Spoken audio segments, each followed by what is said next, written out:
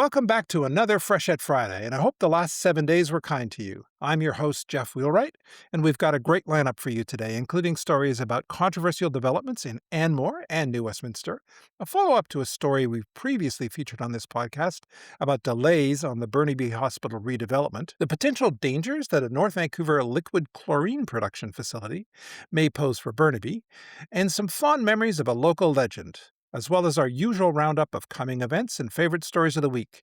Joining us again today are Freshet News reporters and founders Mario Bartel, Janis Cleugh, Theresa McManus, and Cornelia Naylor. Welcome, everybody. Hey, Jeff. Yeah. Hi, Jeff. So, I'm going to start off with those controversial new developments. Do you want to start us off first, Mario? This is about a controversial development plan in Anmore. Yeah, Anmore's a little village north of Port Moody. It's about 2,300 residents, depending on which census you follow. In the last few years, it's been sort of the target. It's being eyed by developers with big projects. Last year, developer proposing a project of 1,750 townhomes and apartments and single-family homes pulled the plug at the last minute. That would have pretty much tripled the village's population when it was finished. And this year, another project is working its way through Anmore Council. It's called Pinnacle Ridge. It's on a steep slope. The developer wants to build 269 new homes, about 320 actual dwelling units because there'll be duplexes, townhomes, and secondary suites in some of the principal homes. And it's controversial because Pinnacle Ridge is a steep slope. Some of the gradients are 30 to 40%. And in 2009, a previous development project went awry when part of that slope collapsed during a heavy rainstorm. And residents in the area below the ridge are fearful something like that could happen again. It's gone through 3 readings. The third reading passed just this past Tuesday. Of zoning bylaw amendments that are required. It doesn't require an OCP amendment because Anmore staff determined previously that the proposal complies with the village's OCP. But it's also caught the attention of the city of Port Moody and also the Mossam Creek Fish Hatchery and the Sasamet Fire Department, who've all raised significant concerns about this project with regards to public safety, possible contamination of Mossam Creek, affecting the fish hatchery that's been there for years, doing great work, bringing back the habitat and cultivating salmon for release into the water. And Port Moody, which actually is the supplier of water to Anmore, it's expressed concern that if there were a fire event in Anmore, what if this project is built, it may not have the water capacity to help firefighters fight a wildfire or even a big structure fire. So it's causing a lot of concern and consternation at the meeting on Tuesday. Several residents were there speaking out about it. The mayor, which had previously supported the project, voted against it this time, but it did pass third reading by 1 vote. So that now sends it on to fourth reading. The councillors who voted in favor say, they're confident that the developer will come through with very technical reports outlining, addressing some of these concerns. There have been reports already released, but more substantive reports are supposed to be coming. And the developer, I've spoken to him, and he's assured that when his project is finished, the hillside will actually be safer than it ever was. So, what does city staff have to say about it? They've been recommending it go through the process. They're looking at all the ramifications. I mean, an interesting twist to this is Anmore does not have sewer systems. Every structure in Anmore is on a septic system, and that complicates this development quite a bit because building a septic system for so many homes and having it on steep slopes is concerning. Anmore has a history of septic systems running amok, pun intended. There was a 51 home development right on the Anmore Port Moody border, which for years it was leaking contaminated fluids down into a school property just below it. The septic system had failed, and Of course, the school population and parents of kids going to that school were quite concerned. The field, their playing field had to be closed off for several years while this problem was dealt with, and Anmore was very adamant that it would stay on septic system because that's part of its rural character. That this septic in such a large scale and in such difficult terrain. I don't know much about septic, but it certainly sounds like it could be fraught with all kinds of potential issues. Again, the developer says the systems will be built to the highest Fraser Health standards. Staff did say at Tuesday's meeting that those standards are not as high as stringent provincial standards, and that if things do go wrong, that the province could always still step in and demand corrective issues. The developers said they're going to ensure that residents are properly educated about taking care of their septic system, and they will be contracting out the maintenance of the septic system to a company to make sure that these systems are well cared for. So it sounds like the fourth reading could be quite a fascinating hearing and maybe quite a few people showing up. Yeah, it's like I said, on Tuesday there were several residents there, and I was watching on the village's live YouTube channel, and there were quite a few viewers. Usually, if you watch Anmore Council, it's pretty calm and sedate, and there's only a small number of people listening in. But this has attracted quite a bit of interest in the community. So must see TV in Anmore. Well, and I also know that it's not really a controversial redevelopment, but there's some controversy about the new development in Uptown in New West, Teresa. And you wrote about that this week. Do you want to tell me about what that's about? Yeah, at the March 30th council meeting, there was a delegation from Uptown resident Katie Stobart. And Katie expressed concern that the Uptown Plaza that was completed last fall just hasn't quite turned out the way folks thought it would. Um, they were quite happy with the way that it looked before in terms of the vibrant, colorful pavement there, and now it's pretty gray. And so Katie just basically came to council to express concerns that it wasn't the lively, vibrant plaza that folks had asked for or that was presented in some of the renderings. Council members did sort of say that part of what's going to happen is that it's gonna be animated with activities, and the Uptown BIA has certainly, has big plans this spring and summer to provide activities in that plaza space. And then council and staff both mentioned that it's gonna take some time for the trees that have been planted there to really kinda leaf up, as they say, and green the area. Um, some folks have complained about this space. It's the location of the former Belmont Street Plaza for years. They just have not been fans of it from day one. Others love it. And when Katie was at council, mentioned that they had gone by there and there was next to nobody in the space. I did go by to take some photos the other day, and there were quite a number of people just sitting around. And as the weather, is improving, I suspect that you'll see more and more folks there. Is it as colorful as it was with the colored pavement? No, but I'm guessing that there are going to be steps taken to animate it. So what's at the crux of the, I guess, mismatch between expectations and reality? I think it's if you look at the renderings, there's, like, street lights that are sort of like the string lights that are going over the street, and Katie pointed out, those look lovely, but they're only on at nighttime. The pavement itself is quite gray, and it does sort of blend into the overall streetscape on 6th Street. This was part of an overall plan that was done up there, and the total project, I think, was, like, $3.5 million, and anybody who's driven through, Uptown New West on 6th Street knows what we're talking about because it has dramatically changed the look there.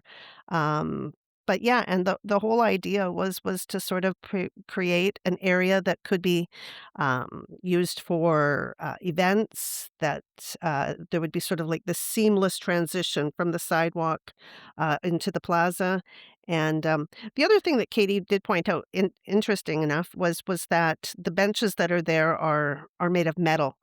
And they said that, not only are they metal, which is steaming hot in the summer and cold in the winter and wet the rest of the year, but they said that they've got like a divider in them. And um, Katie doesn't thinks that they're uncomfortable in that sense, but it's also um, addressing a problem that she didn't think was a problem, and that really has to do with unhoused people using these as a place to sleep on. So I think there's a lot of different things at play here, but yeah, we'll just wait and see, I guess, come summertime what that space looks like. But as I say, when I went by the other day, there was quite a few people in there, and I actually had to be careful how I photographed it because the last time I took a photo in that area, I did have a fellow who was not happy about having his picture posted as being in there. He's one of the regular smokers, I think, in the what some had called the Belmont smoke pit in the past. Well, let's turn to a happier form of somebody getting some great exposure. There's a great story from Janice this week about a new movie mogul in our midst. I really like that story that you did about Port Moody filmmaker Jacob Crawford and why his work is making waves with people like Steven Soderbergh. Do you want to tell us about that, Janice? Well, Jacob is part of a company that he founded called Moon 7, and they're basically a one-stop shop for film production. And he and his co-founder Matt Drake, uh, their business is based in Burnaby, by the way, and he comes from Port Moody. They went after this film that was really gaining a lot of traction in the film circuit, in the film festivals, and they decided to take it to the big screens. And how they did this was just incredible. They went to all the production companies in the states, the big five, they call them. They had a big Zoom meeting with 4,000 independent theater owners in Canada, and they managed to get this film launched onto 1,000 screens across North America. And it is premiering on Friday at all our movie theaters. This is a incredible story of resilience and basically I call him the little engine that couldn't. I mean, that could. I mean, he really hustled, and this is a film that's basically showcasing Vancouver Island, and it's a horror flick. And what they wanted to do was to get it onto the big screen because what horror film genres uh, do best is bring community together. It's best to see a thriller with a lot of people because you all react at the same time.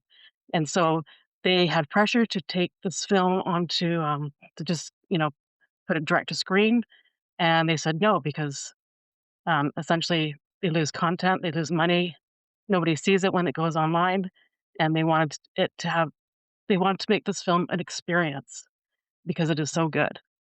And So and the movie is called Hunting Matthew Nichols. hunting Matthew Nichols and starting tonight. It is. Wow. Well, I'm definitely gonna have to put that one on my list. Cornelia, I've been looking at your story about Burnaby assessing the potential risks of liquid chlorine production in the district of North Vancouver. Yeah, so this involves a special council meeting in Burnaby that was called last Wednesday, where former fire chief, retired fire chief Chris Bocock, and chemical industry consultant Michael Graveson reported on the dangers posed by liquid chlorine in rail cars being shipped through Burnaby, New Westminster, Surrey on its way to Langley and the US border. And that liquid chlorine is coming from the Chemtrade plant, which is about zero point 0.6 kilometers from Burnaby's North Shore. What is happening in the district of North Vancouver is that they are going to make a decision on a rezoning that would allow Chemtrade to continue to produce liquid chlorine at that site. At this point, the bylaws prevent that through hazardous materials bylaws, and this would allow them to do it in perpetuity. Reason staff are suggesting or staff are recommending that rezoning be approved because they say that A technical review and a third-party review showed that the proposal complied with Canada's risk tolerance standards. But Graveson said that was only because they didn't include the risk associated with rail shipments of the liquid chlorine through these densely populated communities.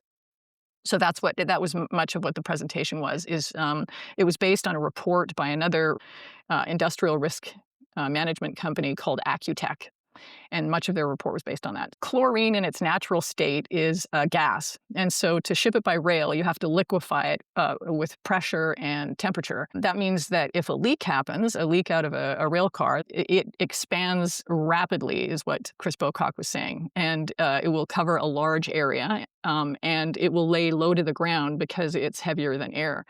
And Bocock called it a, quote, toxic inhalation hazard of the highest risk, unquote. If you remember your social studies or history classes in high school, you'll know that chlorine gas was used first in the First World War as a chemical weapon. And Graveson noted that it was a horrible death where you basically drown in your own fluids because chlorine gas, when it contacts moisture or reacts with moisture, such as fluid in your lungs or sweat, turns into hydrochloric acid. So that's the risk.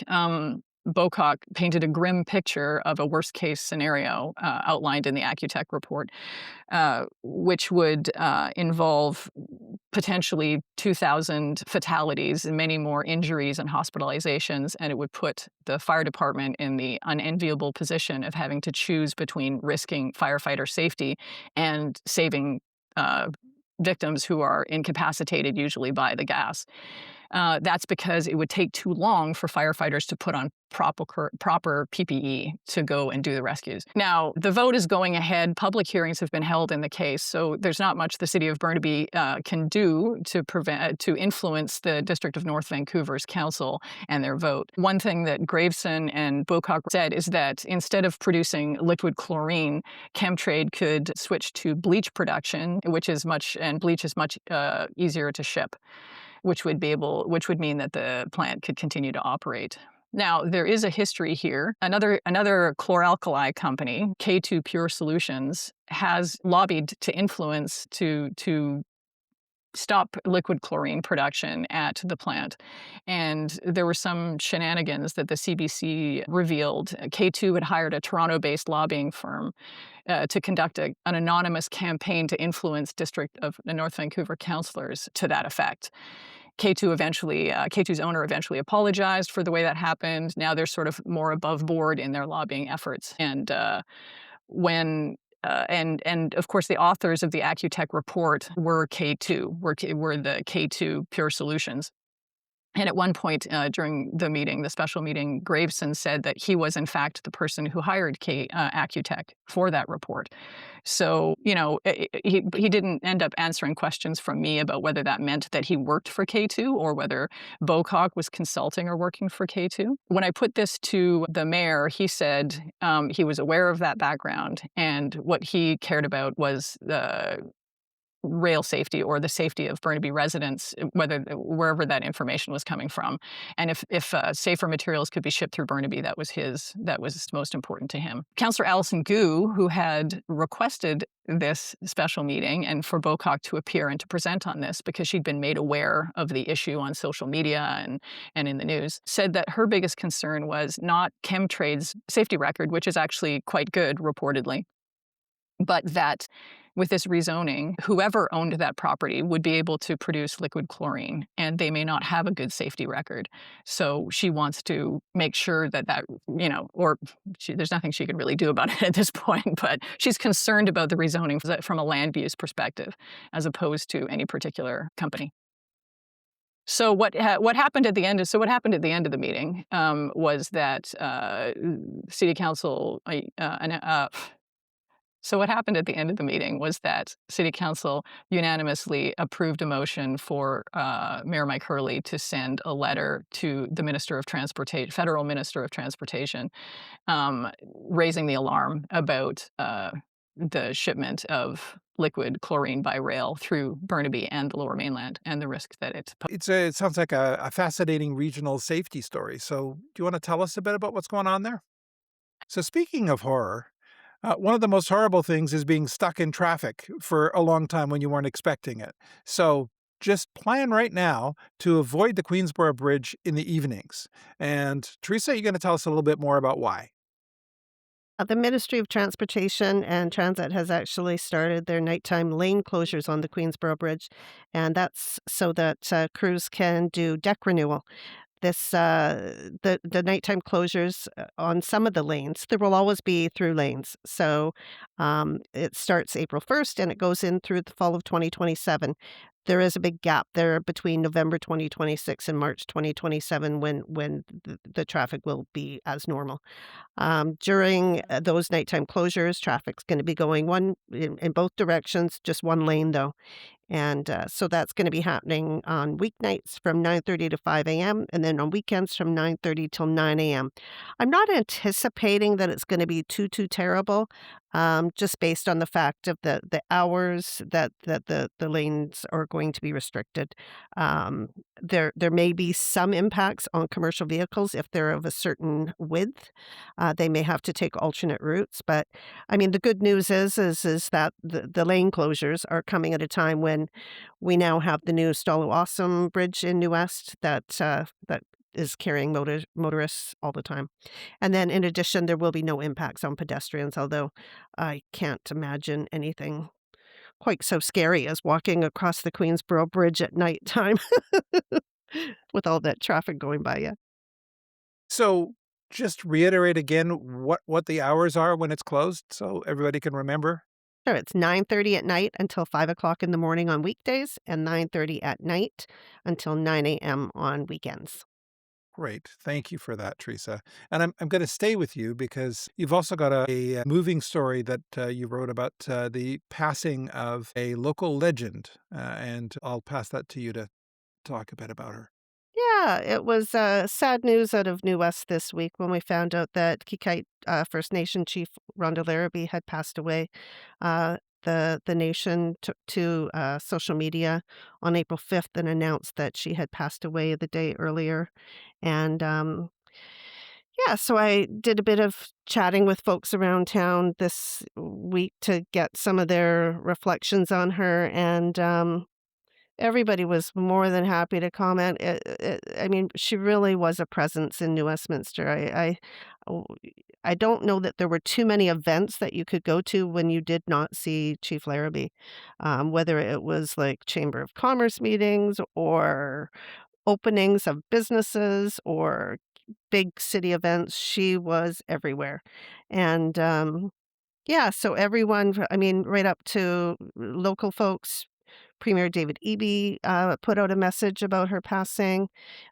Here in New Westminster, of course, the flags have all been lowered at all the civic buildings, but her impact has gone beyond New Westminster. Over in Port Moody, they have also lowered their flags, and they're gonna remain lowered until the 15th.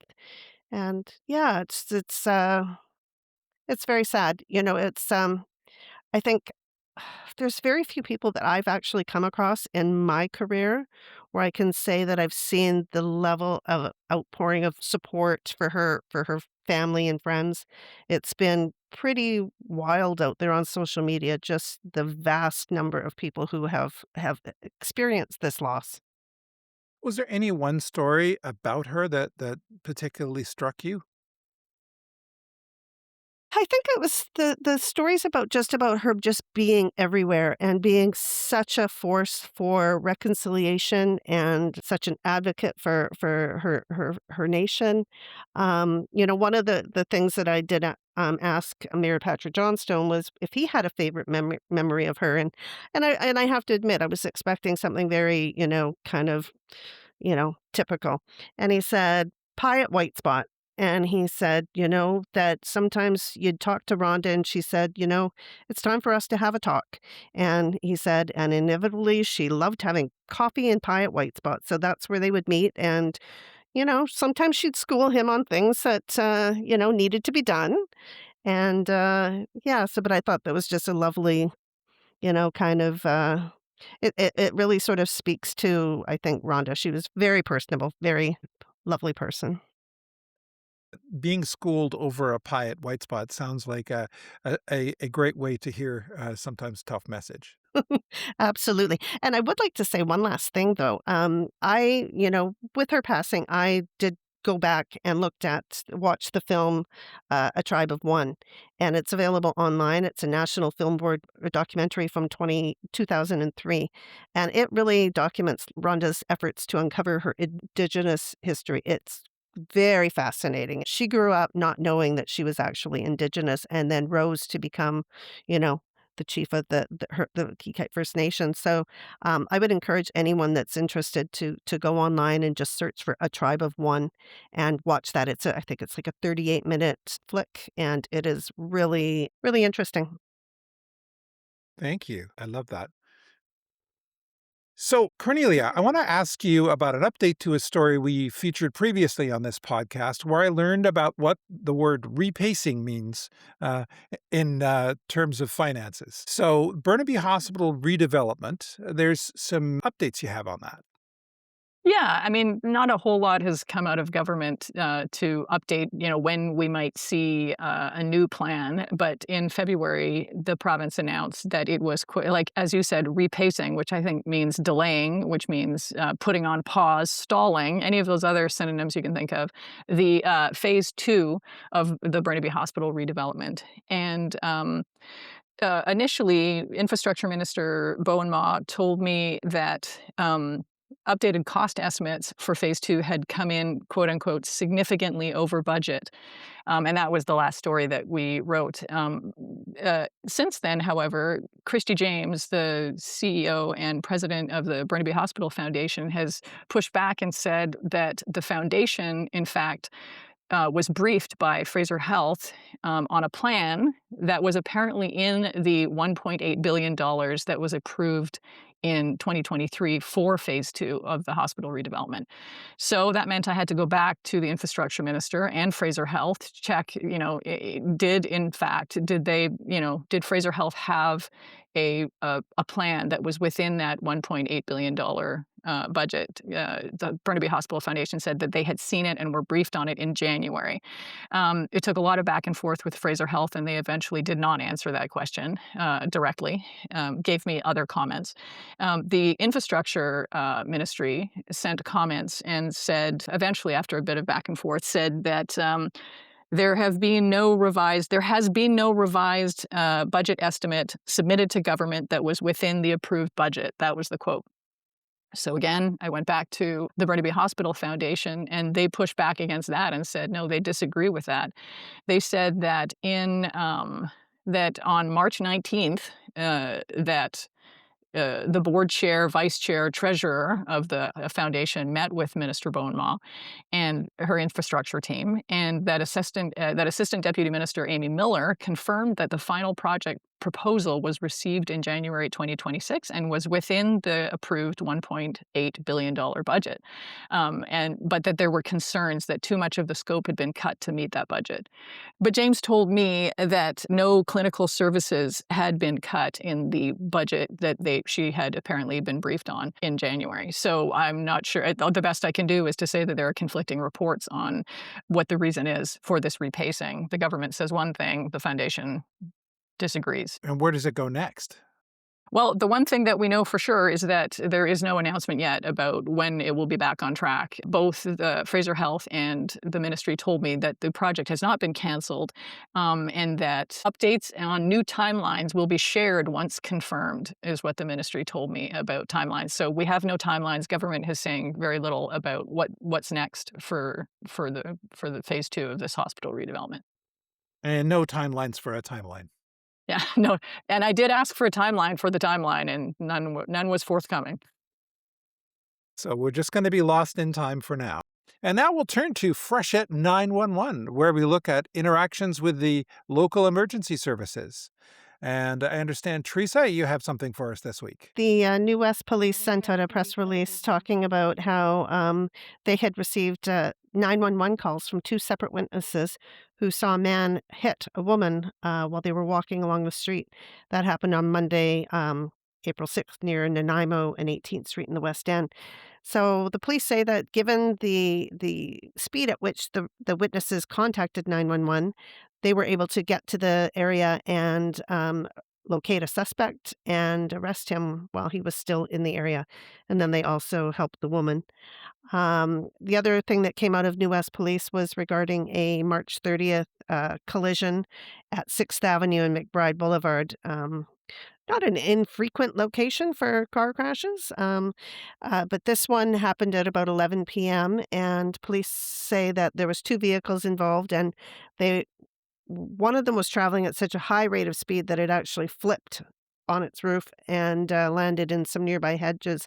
So, New West Police press releases don't typically come out with a lot of photos, but they did include some photos of some mangled looking vehicle on for that one there. But despite the appearance of the vehicles, they did say that there were no significant injuries reported, which was a good thing. However, based on the circumstances of the collision, police are considering criminal charges. What that Yeah. looks like, I don't know. And how was the hedge?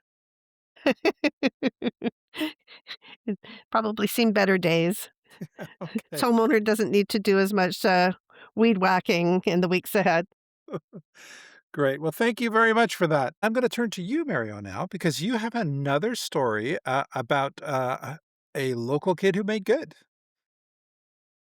Uh, Local high school basketball. People who follow local high school basketball might remember the name Dominic Parolin. He was pretty hard to miss. He was 6'9" when he played at the Centennial Secondary. Led the Centaurs to fifth place at the 2020 BC School Sports 4A Senior Boys Basketball Championship. And he went on to play down at Lehigh University in Pennsylvania. And then his last season here, he transferred to Boise State University. He was redshirted and then played a final season there. But he is coming home. He's signed with the Vancouver Bandits of the Canadian Elite Basketball League. It's a professional league that has like half a dozen teams across Canada, I think. And he'll be uh, playing locally. Beginning the team opens its season May 14th, and its first home game. I imagine there'll be a lot of friends and family making the trip up to the Langley Event Center. Is May 22nd. Thank you for that. May 22nd. I will keep it on my calendar. Speaking of calendars, Janice, what's on? Well, it's been a beautiful week, Jeff, as you know, and we're looking at rain for tomorrow for Saturday. So we don't know what's really going to happen, but BC weather. I would recommend that on Saturday night you head indoors and go to the Anvils Theater. They have a show called Just the Two of Us. It features Joel Rabu and Bua, and they're from Vancouver Island, and they're just incredible people. They sing very well together, and they're completely different. She is she is the mother of Nico Rhodes, who is a well-known musician in British Columbia. And uh, well, let's put it this way. She is white and she is elderly, and Bua is young and he is black. He is from Nigeria. So the two of them really riff off each other on their differences. And they have been performing this show called Just the Two of Us in Mexico. And they have been touring around Vancouver Island with the show, and they're ending their tour at the Amble Center. So that is Saturday night. Also, I wanted to highlight on Sunday, the Riverview Horticultural Center Society is relaunching its tree tours of the year. And you can take a tour, a guided tour with an arborist to take a look at the lands, and they're just incredible. The lands are now called Semiquiela, and you meet at 1 o'clock at the Henry Essen Young Building, and you get a first class free tour of what was planted 100 years ago on these cocoa lands. Wow. I mean, I've always driven by that, and I've known people who've been there, and I know there are a lot of horror movies have been made there, speaking of horror movies, as we were earlier. But yeah, I had no idea about the horticultural history. That's fascinating. Yeah, it is one of the best in the world in terms of arboretums. and they're very well known in Coquitlam. They were planted intentionally, and a lot of the seedlings came from Britain. Wow. Well, now we come to our favorite stories of the week. And this week, I'm going to start with you, Mario.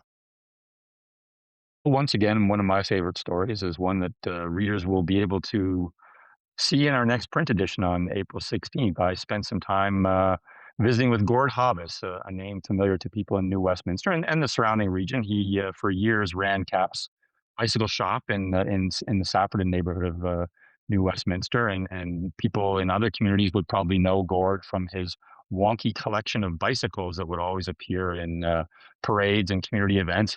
Gord himself would be atop his rickety old penny farthing with a top hat and tails, and he'd be leading a little parade of weird contraptions and that would bounce and rumble along the street.